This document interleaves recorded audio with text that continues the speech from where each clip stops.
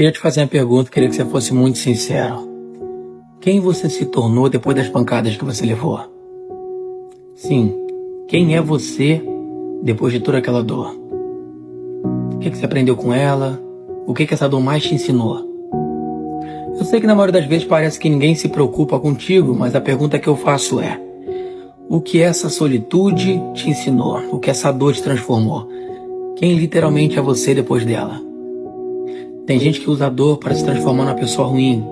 Outras usam a dor para se transformar na pessoa melhor. E a pergunta que eu te faço é: essa dor deixou você melhor ou pior? Se você usa a dor para se transformar na pessoa pior, você se tornou pior do que a pessoa que deixou você assim.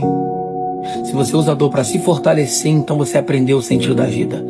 Dores vêm para te ensinar. A todo momento, a todo vapor. Por isso eu te pergunto: quem você é depois da dor?